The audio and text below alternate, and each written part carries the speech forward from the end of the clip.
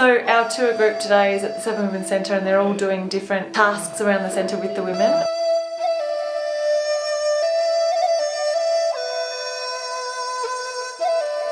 It's all about engaging with our women at the centre and improving the centre in different ways and helping train the women in different skills.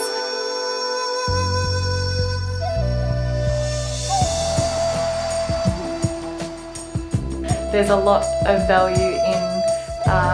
people from kind of Australia that have studied or worked practically in home economics, for example, coming over and teaching the women international standards of health and hygiene. The education system is quite different here in Nepal and some of it's lacking, some of it's fantastic, but there's a lot of value for the women in learning from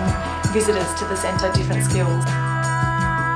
It's been a really great opportunity for our women to go and talk with different people and express and share their skill, and as well as just be open.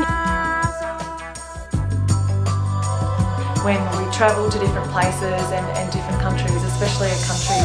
like Nepal, that's one of the poorest countries in the world, we are able to break down all of the barriers that we might have, and I think at the core we are all the same and there's more that unites us than divides us. So